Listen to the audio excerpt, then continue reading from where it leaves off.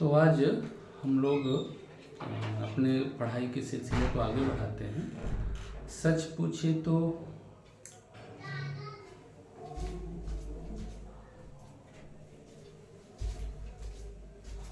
हम लोगों ने जो अभी यात्रा अपनी शुरू की थी, असहयोग आंदोलन के स्थगन के बाद स्वराज पार्टी ने जो कृत्य किया राष्ट्रीय आंदोलन के लिए, वो तो था ही। फिर उसके बाद साइमन कमीशन के जवाब में नेहरू रिपोर्ट आपने एक सिलसिले से देखा। नेहरू रिपोर्ट आई और कैसे क्या स्वीकार हुई और उसकी कहानी आप लोगों ने देखा।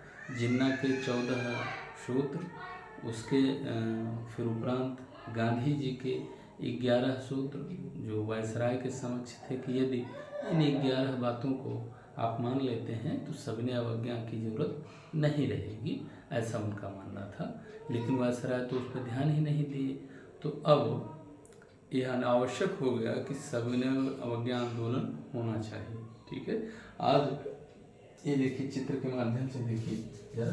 गांधी जी ऐसे ही अपने सहयोगियों के साथ एक निश्चित यात्रा 241 मील की यात्रा कर रहे हैं अपने आश्रम से दांडी तक, जो नवसारी जनपद में है। देख रहे हैं चित्र, इसके माध्यम से ऐसे गांधी जी चले जा रहे हैं। अब जरा बताइए, ऐसे आंदोलन को जुल्मी से जुल्मी सरकार हो, साम्राज्यवादी सरकार का यही काम ही होता है। तो चाहे जैसी भी सरकार हो, तानाशाह टाइप की सरकार हो, साम्राज्यवादी सरकार हो, वो क्या कर लेगी? क्योंकि जो लोग अपने पाँव से चले जा रहे हैं, सिर्फ चले जा रहे हैं, तो आप उसका क्या कर लेंगे? लेकिन इसके मार्फत जनता में जो जागरूकता आ रही है, जनता जो इकट्ठी हो रही है, वही हमारे फायदे की चीज़ है। आंदोलन तो होता ही इसी बात के लिए है कि किसी उचित मुद्दे को लेकर के अपने लोगों को इकट्ठा कर लेना। यही तो आंदोलन का मेन लक्ष्य है। जो सही आंदोलन होते हैं, सही राह पर चलते हैं, उनका यही मतलब होता है कि ज़्यादा से ज़्यादा लोग, हमारे लोग, उससे जुड़े हुए लोग इकट्ठे हो जाएं। तो आज हम लोग इस टॉपिक को ठीक से पढ़ते हैं, चूँकि इस टॉपिक से तमाम प्रश्न आते हैं। हमने पिछली कक्षा में भी कहा था, आज फिर से दोहरा रहे हैं कि ये चीज़ों को यदि हम व्यवस्थित ढंग से समझे रहेंगे तो उसका हमें तात्कालिक परीक्षा से लेके आगे तक की परीक्षा में लाभ मिलेगा। हो सकता है कि आपको ऐसा लगे कि प्रश्नोत्तर फॉर्म में हो, या ऐसे जो प्रश्नोत्तर फॉर्म में प्रश्न है उनको हम यहाँ ले आते हैं, आपको समझाते हैं, बताते हैं, तो जो क्षणिक रूप से दिमाग में घुसा, वो दिमाग से खट से बाहर भी चला जाएगा। लेकिन बात को यदि अच्छे से समझे हुए हैं तो आपको उसका फ़ायदा लंबे समय तक मिलेगा और आपका एक व्यू भी बन जाएगा। तो क्या हुआ था, नेहरू रिपोर्ट के उपरांत ऐसी स्थिति आई थी कि नेहरू रिपोर्ट को लागू किए जाने का आपने देखा था कि समय दिया गया था, उस रिपोर्ट तक नहीं माने तो लाहौर में रावी नदी के किनारे सन 1929 दिसंबर में यह तय किया गया कि अगले वर्ष से अब हम लोग पूर्ण स्वराज्य का प्रस्ताव पास हुआ था और स्वाधीनता दिवस मनाएंगे। 26 जनवरी 1930 से अनवरत हम लोग स्वतंत्रता दिवस मना भी रहे थे। माने यह दिखाना था कि हम मानसिक रूप से स्वतंत्र हो चुके हैं, ये दिखाना था। वो सब घटनाएं आपने सिलसिले से देखी हैं। आज अब चूँकि 11 सूत्री मांग भी नहीं मानी गई, तो अंततः ये तय हुआ कि अब सविनय अवज्ञा आंदोलन होना है। तो उसी के सिलसिले में अब आपने देखा ना, ये सविनय अवज्ञा आंदोलन ये 1930-31 की बात है। तो इस आंदोलन में एक नयापन दिखेगा। जैसे अभी आपने देखा था, इस टाइप के जो राष्ट्रव्यापी माने जो पूरे राष्ट्र के लेवल पे हो रहा हो, राष्ट्रव्यापी आंदोलन असहयोग आंदोलन हुआ था। उसमें आपने क्या देखा था कि सरकार की संस्थाओं से हम असहयोग करेंगे। कैसे? न्यायालय छोड़ देंगे, न्यायालय में अपने मामले नहीं ले जाएंगे, वकालत नहीं करेंगे, शिक्षण संस्थाएं छोड़ देंगे, उपाधियां नहीं लेंगे, सरकार का सहयोग नहीं करेंगे। कोई क्या कर लेगा, जरा सोचिए आप, कितनी अद्भुत बात थी।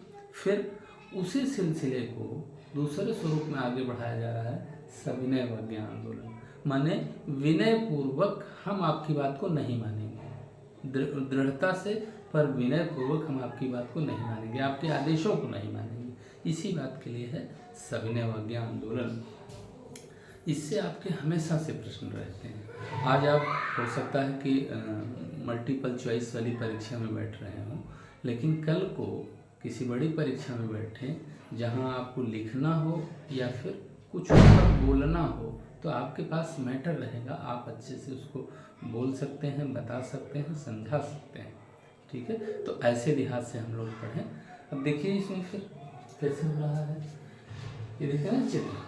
तो अब आइए इस पे देखते हैं कैसे, ये देखिए ना,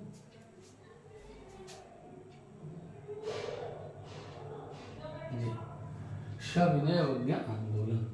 पहली चीज तो हम इसका अर्थ ही जान लें, नहीं तो कभी कभी क्या होता है कि हम ठीक से अर्थ ही नहीं जानते हैं। विनय पूर्वक आदेश या आज्ञा का उल्लंघन करना। कैसे विनय पूर्वक? क्यों विनय पूर्वक? इस नाते विनय पूर्वक कि सत्ता में तो वही लोग हैं, ब्रिटिशर्स हैं, अंग्रेज हैं, सत्ता उन्हीं के हाथ है, और ऊपर से वो साम्राज्यवादी है, तानाशाह हैं, हम पे जुल्म करते हैं। तो हम सीधी लड़ाई से अभी बच रहे हैं। क्यों? क्योंकि अभी हम लोगों को अपने इकट्ठा कर रहे हैं। तो विनय पूर्वक आदेश या आज्ञा का उल्लंघन करना, इसका आधार यह है कि आदेश को प्रत्येक दृष्टि से उचित नहीं मानते। इसका आधार यह है, ये आदेश न मानने का आधार यह है कि हम हर दृष्टि से अंग्रेजों द्वारा या ब्रिटिशर्स द्वारा बनाए हुए नियम, कानून या आदेश को उचित नहीं मानते। इस नाते हम आप इसको मानेंगे नहीं, ये है इसका आधार। ठीक, तो ये नहीं करते। अब देखिए क्या हुआ, वायसराय के सम्मुख रखे गए 11 सूत्री मांग। 11 सूत्री मांग कौन रखा था? ये तो इसको गांधी जी ने रखा था, आपने देखा है, इसको गांधी जी ने रखा था, ये आपने देखा है। कहीं ऐसे प्रश्न आ जाए तो आप बता ही देंगे।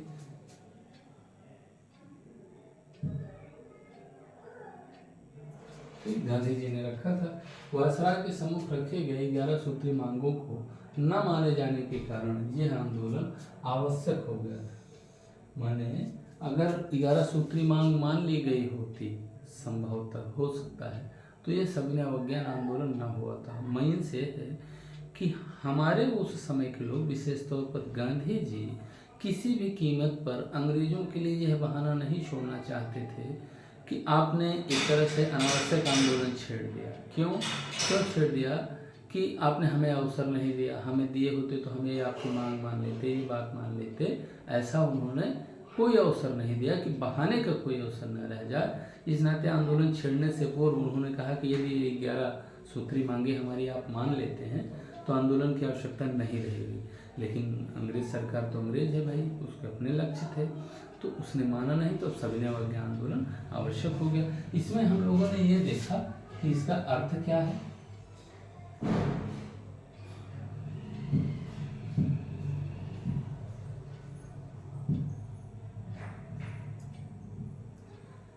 तो विनय पूर्वक आदेश या आज्ञा का उल्लंघन करना, इसका आधार क्या है कि आदेश को हम प्रत्येक दृष्टि से उचित नहीं मान रहे हैं, ये प्रत्येक दृष्टि से उचित नहीं मानते, ये है इसका आधार। ठीक है, ये देखिए, वायसराय के सम्मुख रखे गए 11 सूत्री मांगों को न माने जाने के कारण यह आवश्यक हो गया था कि अब आंदोलन होना चाहिए। ये देखिए, अच्छा इसको तो हम लोगों ने देखा है जी। अब देखिए, गांधी जी ने इस आंदोलन के दौरान क्या था, अहिंसात्मक ढंग से सरकार के प्रति असहयोग का रवैया अपनाना। कोई ऐसे अगर आपसे पूछ ले कि सविनय अवज्ञा आंदोलन क्या है, तो लगभग असहयोग आंदोलन के जैसा ही, लेकिन थोड़ा सा भिन्न ये है। जैसे गांधी जी ने इस आंदोलन के दौरान क्या किया, कैसे, पहली शर्त क्या है, अहिंसात्मक ढंग से सरकार के प्रति असहयोग का रवैया अपनाया ये किया उन्होंने। कैसे, उसका आधार पहला क्या है, अहिंसात्मक ढंग से। फिर सरकार के प्रति असहयोग का रवैया अपनाना। अब आप कहेंगे कि अंग्रेज जैसी साम्राज्यवादी तानाशाही सरकार के साथ ये जो मामला चल रहा है अहिंसात्मक ढंग, यह कहाँ तक उचित है? आपके मन में प्रश्न हो सकता है, लेकिन बिल्कुल शुरुआत में ही हम हिंसा पे उतर आए, जबकि अभी उनकी शक्ति के सामने हमारी शक्ति कम है। हमें शस्त्र से ज़्यादा जन से लड़ना है, माने अपने लोगों को इकट्ठा करना है। तो हम कोई ऐसा तरीका अपनाएं जिससे हम जागरूक होकर इकट्ठे भी हो सकें, साथ ही अपनी सामूहिक शक्ति का प्रदर्शन भी कर सकें, और जब हमें लगेगा कि हम उनसे सीधी टक्कर ले सकते हैं तो हम हिंसा का भी सहारा ले लेंगे। कहा जाता है हिंसा तो कायरों का शस्त्र है, अहिंसा एक तरह से वीर लोगों का शस्त्र है। माने कोई हिंसक हुआ हो, हम अहिंसक तरीके से अपने को बचाते हुए और अपने लक्ष्य तक जाना चाह रहे हैं, तो बड़ी युक्ति का प्रश्न है, कमाल का प्रश्न है। तो गांधी जी ने इस दौरान ऐसा महसूस किया कि अभी हमारे लोग उतने जागरूक नहीं हैं, तो क्या होना चाहिए, अहिंसात्मक ढंग से सरकार के प्रति असहयोग का रवैया अपनाना। यही उन्होंने किया। तो ये हम लोगों को बिल्कुल जानने वाली चीज़ है कि इसको हम जानें, ठीक है। इसके लिए किया क्या कि क्या ऐसा असहयोग अपनाए हम, क्या कर रहे हैं। अब आप जरा चित्रों के माध्यम से देखिए। इसके लिए क्या किया, दांडी मार्च।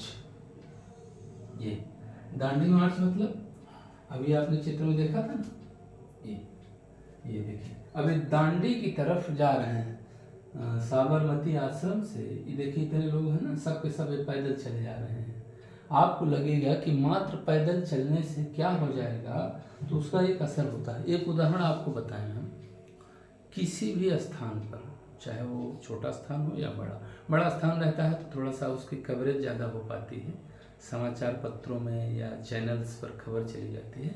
सामान्यतः 100 लोग लगभग एक वेशभूषा में चुपचाप एक दफ्ती लिए हुए या ऐसे पैदल चलते हुए चलने लगे, तो लोगों के आकर्षण का केंद्र हो जाएगा कि यार 100 लोग कहाँ चले जा रहे हैं, किस बात के लिए चले जा रहे हैं, कुछ कह भी नहीं रहे हैं, सब लोग इकट्ठे चले जा रहे हैं और हाथ में दफ्ती लिए हैं या एक जैसी मुद्रा बनाए हुए हैं या कोई मांग पत्र लिए हुए हैं और ऐसे पैदल चले जा रहे हैं। तो जो आसपास के लोग होंगे वो लोग भी उसको समझेंगे, जानेंगे, या जागरूकता फैलेगी कि आज मैंने रोड पे देखा कि लगभग 100 लोग ऐसे एक मांग को लेकर के चले जा रहे थे। तो उसका असर होगा जन जागरण पर। किस बात का जन जागरण, कि यह जो आपका नियम है, कानून है, वो हमारे लिए उचित नहीं है, इसका हम विरोध करते हैं। कैसे, सविनय, विनयपूर्वक विरोध करते हैं, ठीक है। तो वही मामला यहाँ था। तो उसके लिए इन्होंने किया क्या, देखिए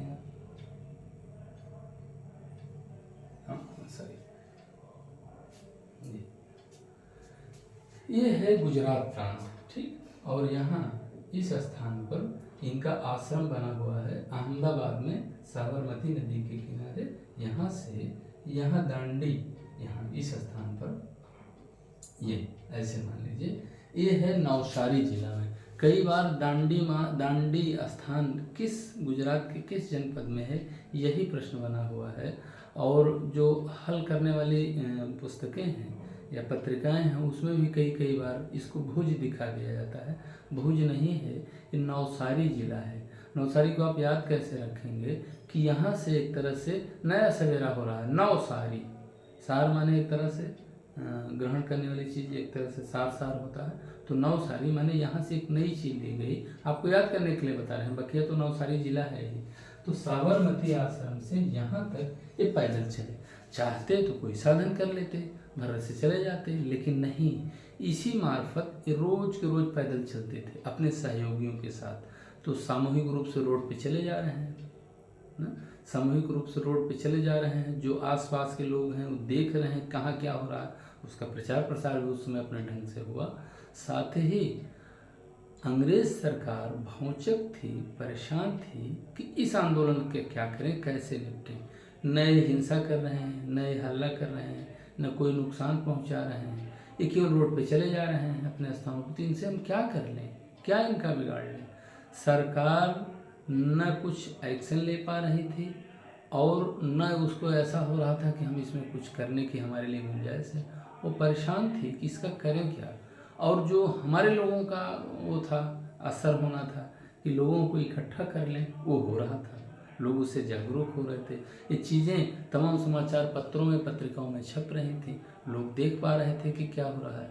और मज़े की बात ये देखिए आप कि गांधी जी ने एक ऐसा मामला चुना जिससे सभी लोग जुड़े हुए थे। माने उन्होंने बहुत ही सोच विचार करके नमक का उपयोग किया। क्यों नमक का उपयोग? कि नमक एक ऐसी वस्तु है, राजा से लेके रंक तक सभी लोग अपने भोजन में उसका उपयोग करते हैं। अब आप कहेंगे कि नमक कौन सी ऐसी बड़ी बात है? बड़ी बात इस नाते है कि आज नमक फ्री है, आप बाजार से दाम दे के खरीद पा रहे हैं। एक समय था नमक जैसी साधारण और अति उपयोगी वस्तु को भी अंग्रेज टैक्स के दायरे में रखते थे। तो नमक इस नाते चुना गया, नमक इस नाते लिया गया कि नमक से सभी लोग जुड़े हुए हैं। समाज का कोई भी वर्ग हो, कोई भी जाति हो, पंथ को मानने वाला है, अपने भोजन में नमक का उपयोग करता ही है। तो एक ऐसा मुद्दा था जिससे सभी जुड़े थे। ठीक, तो हुआ क्या, यहाँ से देखिए इसके लिए क्या किया, तो यह है दांडी मार्च। कई बार यही प्रश्न आता है कि किस तिथि को शुरू हुआ। ठीक, आपसे बहुविकल्पी प्रश्न जब बनाते हैं, पूछते हैं, तो ये आप देख रहे हैं 12/03 माने 12 मार्च 1930 को स्टार्ट हुआ।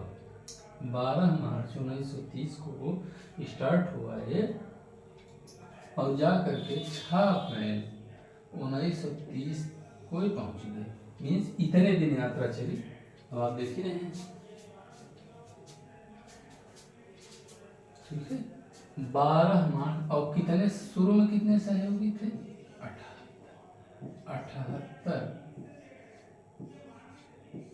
सहयोगियों के साथ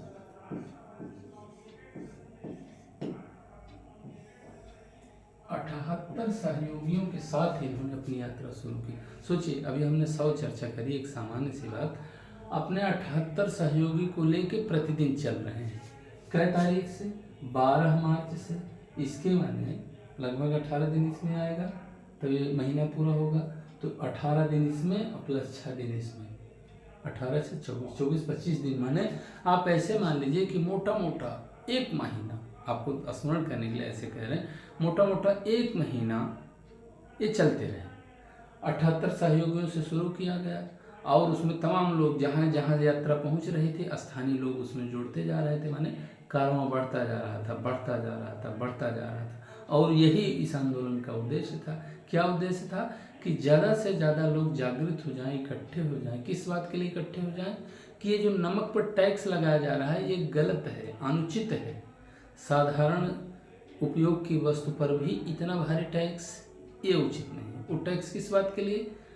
आपके यहाँ भेजे जाने के लिए नहीं। अगर टैक्स लगे भी तो उस टैक्स का पैसा सरकार हम पे खर्च करे, शिक्षा, स्वास्थ्य, अन्य हमारे मदों पर, तब तो हम टैक्स देना स्वीकार करें। टैक्स हम देते ही इसी वजह से हैं कि सरकार अगर हमसे टैक्स ले रही है तो हमको उसके बदले में कुछ व्यवस्था दे, अच्छी शिक्षा दे, अच्छी सड़क दे, अच्छी अस्पताल दे, हमारे लिए उसका उपयोग करती है, तो हम टैक्स देना स्वीकार करते हैं। यहाँ तो टैक्स जो लिया जा रहा है वो बटेन जाएगा, तो क्या फ़ायदा। अब आप देखिए, ये दोनों तिथियां आपको खूब अच्छे से स्मरण होनी चाहिए कि 12 मार्च से शुरू हुआ और 6 अप्रैल 1930 तक चला। आप सोचिए कि इसमें अगर 18 दिन जोड़ें तो मार्च पूरा हो जाएगा, और 6 दिन इसमें, और माने औसत हमने मान लिया मोटा मोटा कि एक महीना लगभग यात्रा चल रही है। अब आप सोचिए कि 78 लोगों के साथ यात्रा शुरू हुई और धीरे धीरे एक महीने चल रही है, पैदल चले जा रहे हैं लोग, चले जा रहे हैं, तो उसका कितना असर आया होगा। और सरकार उसका कुछ कर नहीं पा रही, भीड़ बढ़ती जा रही, लोगों की अवेयरनेस बढ़ती जा रही है किसके प्रति? अपने प्रति कि यह गलत है, और किसके विरोध में? अंग्रेजों के, कि यह अनुचित है। अभी क्या था, हम लोग असहयोग किए चुपचाप, लेकिन अब उसका अगला चरण क्या हुआ कि हम बाहर निकल करके ये कह रहे हैं कि हम यात्रा करेंगे, हम चलेंगे। और किस बात के लिए चलेंगे? कि वहाँ जाएंगे दांडी में, वहाँ कोई कीर्तन करने नहीं जा रहे थे। उनका मतलब था समुद्र का किनारा है, वहाँ नमक बनता है। आज भी गुजरात राज्य से हमारे देश में बहुत सा नमक आता है, तो वहाँ जाएंगे और नमक जो बनाना है, एक मुट्ठी भर बताया जाता है कि एक मुट्ठी भर लिए और उस कानून को तोड़े। कानून को ये तोड़े कि जो प्रकृति द्वारा प्रदत्त साधारण वस्तु है, उपयोग की वस्तु है, उस पर इतना टैक्स क्यों? ये सैद्धांतिक विरोध करने के लिए हम जाएंगे, मुट्ठी भर नमक उठा के उसका विरोध करेंगे। इसी बात के लिए हो रहा था। ये तो एक लक्ष्य है, लेकिन उसका अंदर वाला लक्ष्य था कि अधिक से अधिक लोग जागरूक हो जाएं, अवेयरनेस आ जाए उनमें। तो 78 सहयोगियों के साथ शुरू किया। सोचिए महीने भर की यात्रा है। यहाँ आप ये देख लें कि गुजरात राज्य में अहमदाबाद मैंने साबरमती आश्रम से यहाँ, तो ये तो समुद्र है सर, ठीक है, ये समुद्र है, यहाँ नमक तो रहते हैं खारा पानी, तो यहाँ आके उन्हें बनाना था। अब इसमें जो तथ्यात्मक बिंदु थे वो ये हैं और ये हैं, इन्हें आपको जानना ही चाहिए। ठीक, अब आपको देखना क्या है, साबरमती आश्रम कहाँ, तो अहमदाबाद। अहमदाबाद कहाँ, तो गुजरात में, से दांडी जिला नवसारी तक। ये भी प्रश्न बनता है कि दांडी किस जिले में है, दांडी किस जनपद में है।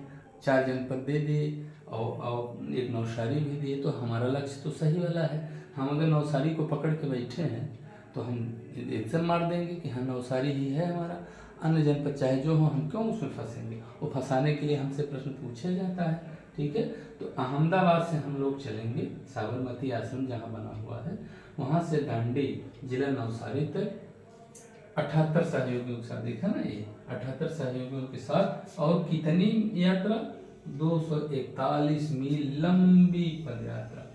मील का मतलब किलोमीटर से ही लंबा, 1 मील 1 किलोमीटर में फर्क होता है, तो मील और लंबा है। और कितने दिन हम लोग चल रहे हैं, आपने देखा कि लगभग 1 महीना, 25 दिन चल रहे हैं। और 78 सहयोगियों के साथ शुरू हुआ, कार्य बढ़ता ही गया। 1 महीना जो यात्रा चलती हो, आप महसूस कर सकते हैं कि जिन जिन स्थानों से, जिन इलाकों से गुजरी, वो तो प्रत्यक्षता प्रभावित हुए, देख पा रहे थे और शामिल हो रहे थे। वही खबर देश दुनिया में भी छप रही थी, जा रही थी, साथ ही देश के अन्य भागों में भी जा रही थी, वो भी उससे प्रभावित हो रहे थे। तो यह कार्य हुआ है। ठीक है, इससे हमारे प्रश्न बनते हैं, जैसे कितने सहयोगियों के साथ, ऐसा प्रश्न होगा। कितनी दूर की यात्रा, ये, और किस तिथि तारीख को शुरुआत, किसको अंत, ये सारे हमारे प्रश्न बनते हैं। और यहाँ किस जनपद में, ये भी प्रश्न बना हुआ है। कहाँ से स्टार्ट हुआ और कहाँ यह स्थान है, देख रहे हैं ये, ऐसे ही। अब आगे देखिए, दांडी में क्या हुआ। दांडी में अवैध रूप से, अवैध माने जो विधि विरुद्ध है, कहते हैं ना अवैध, अवैध माने जो विधि के विरुद्ध है, उसे हम अवैध मानते हैं।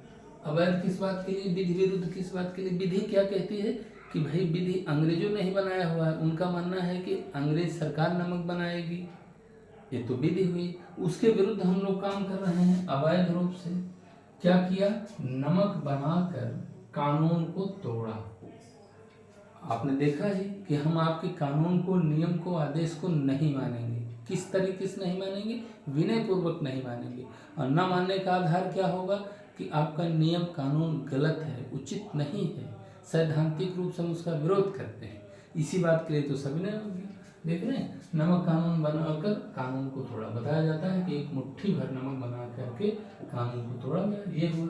इसके बाद क्या हुआ, इसके बाद देखिए क्या है ना, इसके बाद क्या हुआ, संपूर्ण देश में यह आंदोलन फैल गया।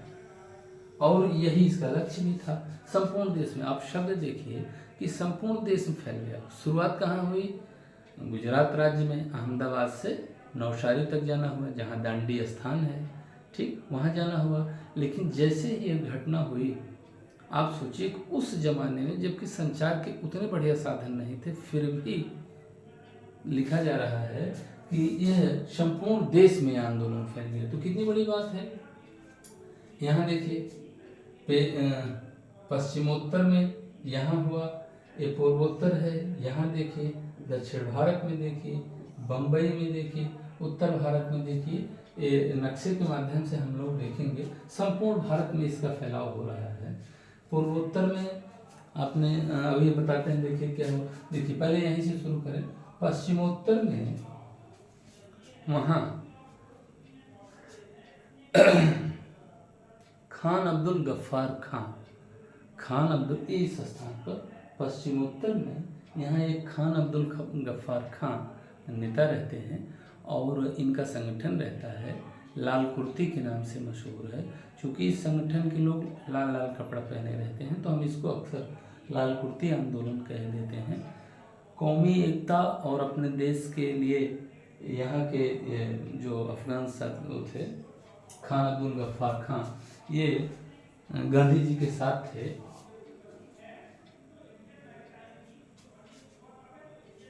इनका एक संगठन था खुदाई खिदमतगार, खुदाई खिदमतगार, खुदाई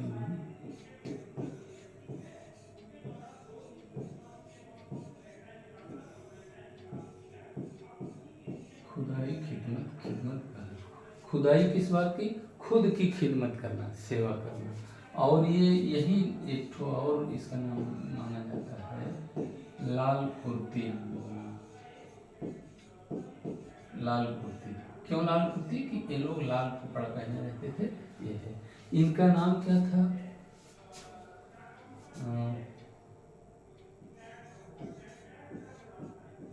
अब्दुल गफ्फार खान।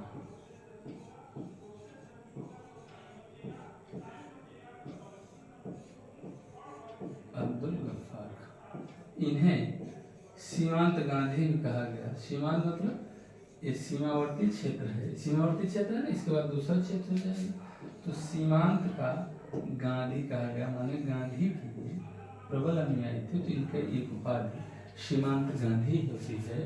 और इन्हें चूंकि ये अफगान थे तो फख्र ए अफगान एक उपाधि इनकी होती है, फख्र ए अफगान। ये आपको भी जानना चाहिए। एक उपाधि ये हो गई फख्र अफगान, एक उपाधि हो गई सीमांत गांधी, और इनका ये मूल नाम है ये है साथ ही इन्हें, क्योंकि इनको जो चाहने वाले लोग थे वो इन्हें बादशाह खान के नाम से भी जानते थे। तो आपको ये 3 प्रश्न तो यही मिल गए कि इनका क्या एक नाम था, तो सीमांत गांधी, फिर फख्र अफगान, फिर बादशाह खान। अब इस पे तीनों पे चाहे जैसे प्रश्न बना लें, ये आपसे उपाधियां हैं इनकी, पूछ सकते हैं। और सबसे बड़ी बात यह है कि इनको जब दबाना हुआ, इनके आंदोलन को एक तरह से रोकना हुआ, तो एक गढ़वाल रेजिमेंट अपने यहाँ थी, उस गढ़वाल रेजिमेंट के सैनिकों ने इन निहत्थे आंदोलनकारियों पर गोली चलाने से ही इनकार कर दिया, जबकि वो नौकर किसके हैं या सेना किसके अधीन है? अंग्रेजों के। अब जब अंग्रेज सरकार कह रही है कि इन पर गोली चलाइए, इनका दमन करिए, तो सोचिए कि जो गढ़वाल रेजिमेंट के सिपाही हैं, खास करके चंद्र सिंह गढ़वाली का नाम आता है, प्रश्न भी बनता है उस पर। तो चंद्र सिंह गढ़वाली के नेतृत्व में जब आंदोलन चल रहा है तो उन्होंने गोली चलाने से ही इनकार कर दिया। इससे तात्पर्य क्या हुआ कि जो राष्ट्रवाद के तत्व थे वो सेना तक में घुस गए थे, जबकि सेना और पुलिस के भरोसे ही अंग्रेज सरकार यहाँ राज कायम की हुई थी। लेकिन अगर सेना का कोई व्यक्ति अपने ही लोगों पर कह रहा है कि निहत्थे लोगों पे हम गोली नहीं चलाएंगे, ऐसा कह रहा है, तो इससे तात्पर्य होता है कि राष्ट्रवाद की जो माने धारा है वो न केवल सामान्य जनता बल्कि हमारे सैनिकों तक, हमारे पुलिस के लोगों तक पहुंच गई थी। इसकी कई बार मानगी मिली है। इससे पता चल रहा है कि कैसे यह आंदोलन लोगों के दिलों तक में जा रहा है। ठीक है, ये हुआ था यहाँ।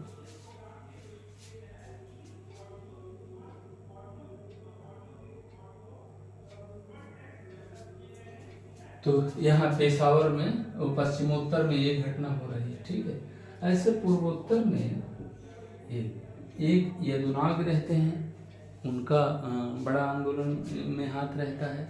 और यदुनाग को जब फांसी चढ़ा दी गई तो उनकी एक बहन रानी गडिनलियू, उनका योगदान रहता है। वो इस आंदोलन को जो यहाँ हुआ था गुजरात में, उसका यहाँ विस्तार कर रही है एक तरह से। ठीक, ऐसे ही दक्षिण भारत में आंदोलन चल रहा है। और बम्बई में क्या हुआ, एक स्थान, ये भी तटीय राज्य है, बम्बई में एक स्थान है धरासना। धरासना में ये हुआ कि धरासना में भी यही कार्य किया जाएगा कि वहाँ भी जाके नमक बनाया जाएगा और वहाँ धरासना में जा कर के नमक बनाने की जब बात आती है,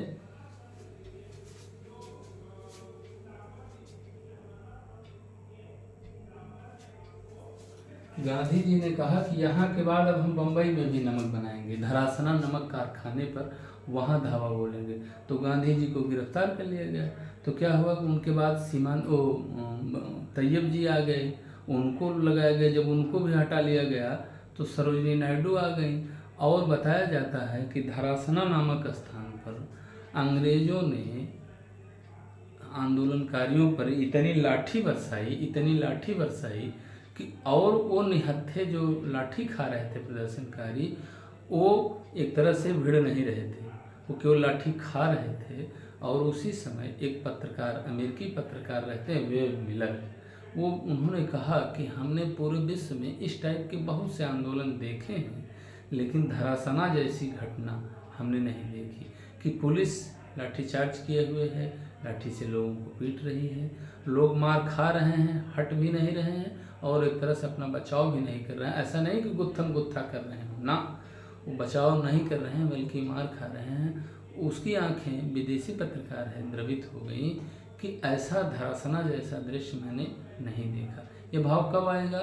जब आप में राष्ट्र की बात, राष्ट्र प्रेम की बात खूब भर जाएगी कि देखो कितना हमें मारते हो, कितना परेशान करते हो, पर अब हम इस बात को नहीं मानेंगे।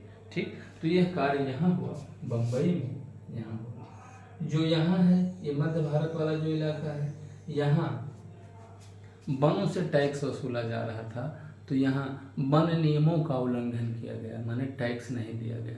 कहने का तात्पर्य हुआ कि जो तटीय राज्य थे जहाँ नमक बन सकता था, वहाँ नमक बनाने का आंदोलन चला, वहाँ लोग लंबी लंबी पद यात्राएँ किए। लेकिन जो देश के भीतरी भाग थे जहाँ नमक बनने की कोई गुंजाइश नहीं थी, वहाँ चौकीदारी कर नहीं देंगे, वन टैक्स नहीं देंगे, भूमि कर नहीं देंगे, माने प्रत्येक तरह से, बताया ना, प्रत्येक तरह से उस आंदोलन के समरूप, उस आंदोलन के तरह से हम उसका विरोध जताएंगे कि हम आपकी आज्ञा का, आपके आदेश का पालन नहीं करेंगे। तो यहाँ पश्चिमोत्तर में एक घटना, यहाँ धरासना वाली एक घटना, और यहाँ पूर्वोत्तर में, ये पूर्वोत्तर क्षेत्र है, यहाँ एक घटना, और ऐसे दक्षिण भारत में भी एक लंबी यात्रा ऐसे चली थी। तो यह घटना होती है उस समय।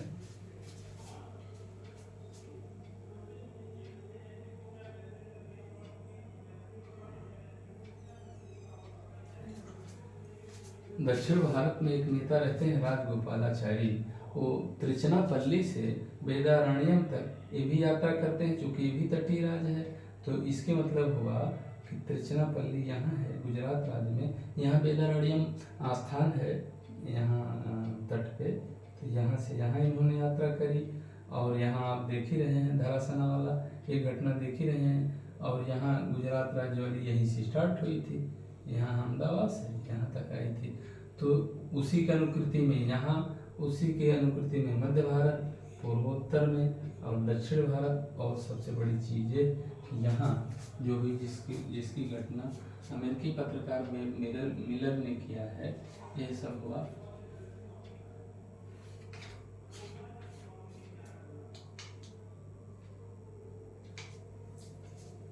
अब ये जानने की आवश्यकता है कि ये जो आंदोलन हुआ, देख रहे हैं ना, हमने बताया था कि पहले ही संपूर्ण देश में, देखिए संपूर्ण देश में आंदोलन जो हुआ उससे लोगों में बड़ी जागरूकता आ गई, और उस जागरूकता का ही परिणाम था कि देखिए पूरा देश लगभग इकट्ठा है।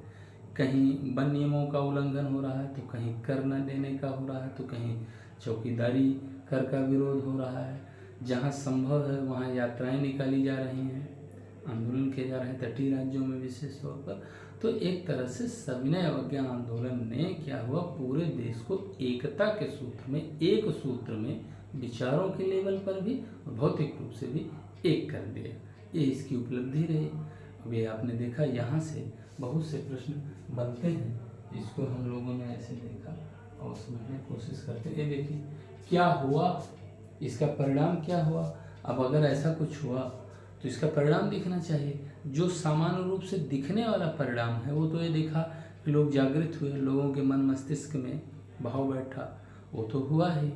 और जो लोग प्रत्यक्ष शामिल हुए उनके अपने अनुभव हैं, जो लोग सुन सुन के समझे जाने उनके अपने अनुभव हैं। लेकिन कुछ चीज़ें आर्थिक दृश्य में भी, परिदृश्य में भी दिखी, वहाँ क्या हुआ ये आपको जानने की ज़रूरत है, तब उससे पता चलेगा। भैया अंग्रेज सरकार तो व्यापार के लिए आई थी, यहाँ से उसके साम्राज्यवादी हित पूरे हो रहे थे तो यहाँ थी वो। तो साम्राज्यवादी हित क्या है, यहाँ के संसाधनों को अपने यहाँ ले जाना, और उन संसाधनों के लेवल पे क्या फ़र्क पड़ा ये है दिखाने की कोशिश है। ये देखिए तो क्या हुआ, ये जवाब है। तो क्या हुआ, भारत का आयात, भारत का क्या, ब्रिटेन से, हम ऐसे मान लें तटीय राज्य है ब्रिटेन, और लगभग यहाँ है भारत, तो यहाँ से जो भारत सामान आ रहा था ये, इसका आयात घटकर कितना हो गया, 1/3। सोचिए इस आंदोलन का इतना असर हुआ, मान लेते हैं समझने के लिए कि 3 गट्ठर सामान आ रहा है, मान लेते हैं बना बनाया कपड़ा, समझने के लिए तो 2 गट्ठर कट हो गए, केवल 1 आ रहा है। ये आपके आंदोलन का असर हुआ, ये समझने के लिए है, सिंपल बात कहने का मतलब है कि 1/3 हो गया आयात घटकर। फिर क्या हुआ, दूसरी बात, बम्बई की 14 अंग्रेजी मिलें बंद हो गई। सोचिए आप, बम्बई की 14 अंग्रेजी मिलें बंद हो गई, इनमें कुछ करने वाला ही नहीं रहा, इनको बंद करना पड़ गया। सोचिए कितना असर पड़ा। फिर सिगरेट का आयात घटकर 1/6 रह गया।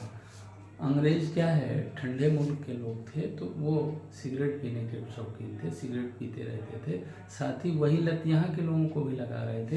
तो ये जो सिगरेट का आया था इससे भी बड़ा उनको राजस्व का लाभ होता था, वो घट करके 1/6 रह गया। ठीक, और ये वाली घटना तो आपने देखी ही खूब, ये घटना हुई।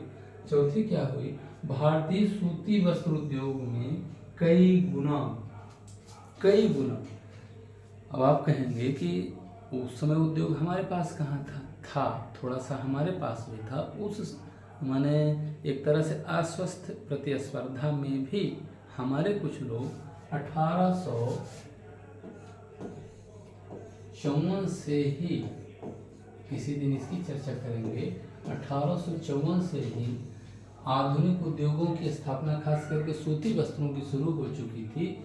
तब तो कांग्रेस का जन्म भी नहीं हुआ था, 1854 से ही शुरू हुई, जब इनकी मिलें बंद हो गई। ये देखे ना, अंग्रेजी मिलें बंद, जब इनकी मिलें बंद हो गई तो उसका परिणाम क्या हुआ कि जो भारतीय सूती वस्त्र उद्योग था उसमें कई गुना की वृद्धि हुई। वृद्धि के लिए हम ये लगाएं, कई गुना की उसमें वृद्धि हो रही, तो फायदा हुआ ना।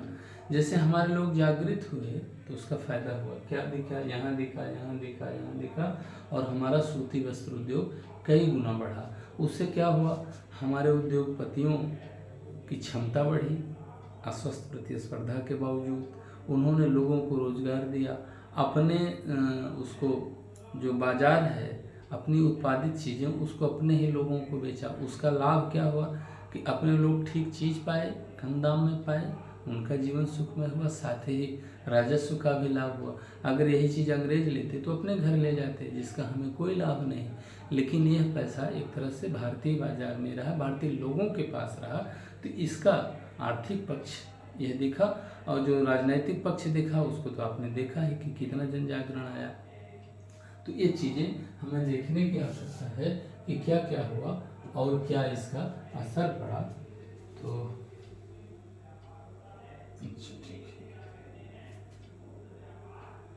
तो आज हम लोगों ने सविनय अवज्ञा आंदोलन क्या है, उसका सैद्धांतिक पक्ष क्या है, कहाँ से शुरुआत हुई, कहाँ अंत हुआ, कितने लोगों के साथ शुरू हुआ, 241 मील की यात्रा लंबी चली, लगभग 24-25 दिन की यात्रा हो रही है।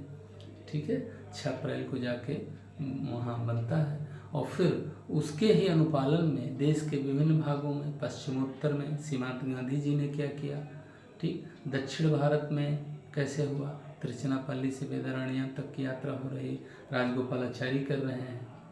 पूर्वोत्तर में यदुनाग और उनकी बहन रानी गडेनिलियो का क्या योगदान है वो आपने देखा। बम्बई में धरासना नामक जो मिल है, नमक बनाने वाला जो कारखाना है, वहाँ क्या हुआ, गांधी जी जाने वाले थे तो उनकी गिरफ्तारी के बाद तैयब जी भी नहीं पहुँच पाए, तो फिर सरोजिनी नायडू ने किया। और वहाँ जो सबसे विचित्र टाइप की घटना हुई कि आंदोलनकारियों को पुलिस खूब लाठी से पीट रही है, और जिसका जिक्र अमेरिकी पत्रकार वेब मिलर, न्यू फ्रीमैन उनका एक पत्र हुआ करता था, उसमें उन्होंने जिक्र किया कि ऐसा दृश्य, धरासना जैसा दृश्य मैंने पूरी ज़िंदगी में नहीं देखा। विश्व में हमने कई कई तरह की घटनाएं देखी हैं, लेकिन ऐसी घटना मैंने नहीं देखी। इस टाइप का जो ये चीज़ें हम लोगों ने देखा, और ये भी देखा कि कैसे आयात घटा, कैसे चीज़ें घट गई, और उसका परिणाम हुआ कि हमारे जो देशी उद्योग थे, खास करके सूती वस्त्र उद्योग, जो कच्चे माल के लिहाज से भी यहाँ खूब सुलभ है, हमारे यहाँ कपास होती ही है, और चूँकि श्रम प्रधान उद्योग है, हमारे यहाँ लोग भी खूब थे, तो उन लोगों को भी रोजगार मिला एक तरह से। तो ये सब फायदे हमारे हुए। तो सविनय अवज्ञा आंदोलन के संदर्भ में जो पक्ष बन सकते थे उसको हम लोगों ने देखा, प्रश्नों को भी देखा कि कैसे कैसे प्रश्न आ सकते हैं, ये देखा है। अब अगली कक्षा में जब ये सब चीज़ें हो रही थी तो हुआ क्या, अंग्रेज सरकार भी चिंतित और परेशान थी कि इसका कैसे करें। फिर भी शुरुआती हिचक छोड़ करके उन लोगों ने दमन का सहारा लिया। करते हैं क्या, साम्राज्यवादी लोग क्या करेंगे, लास्ट में तो दमन ही एक उपाय रहता है। अब आपने उसका दृश्य यहीं देखा धरासना में ही, कि अगर नमक कानून तोड़ेंगे तो हम आपको पीटेंगे, पीट रहे हैं। उसको मिलर ने भी जिक्र किया, इस टाइप का किया। इन सब घटनाओं का अगला परिणाम क्या हो रहा है कि अंग्रेज सरकार सोच रही है कि एक गोल मेज सम्मेलन में बुलाएं। गोल मेज सम्मेलन मतलब एक गोल मेज के चारों तरफ प्रभावित लोग सबके सब बैठें, आपस में विचार विमर्श करें, बात करें। गोल मेज का मतलब हुआ कि अंग्रेज अब ऐसे लेवल पे पहुंच गई थी, सभी लोग एक समान हैं और एक समान आमने सामने होकर बैठ के बात करें, समस्या को समझें, और उस समस्या को निपटाने के लिए 3 गोल मेज सम्मेलन होते हैं। और तीनों गोल मेज सम्मेलन में कैसे क्या घटनाक्रम घटा उसकी चर्चा कल अगली वाली कक्षा में हम लोग देखेंगे कि यह जो हुआ उसका तात्कालिक लाभ तो यह दिखा है आपको, साथ ही राजनीतिक क्षेत्र में क्या घटनाक्रम आगे बढ़ा और उससे कैसे आपके प्रश्न बनते हैं, ये हम लोग कल अगली कक्षा में जानने की कोशिश करेंगे कि कैसे होता है। ठीक है, तो आज तो इतना ही।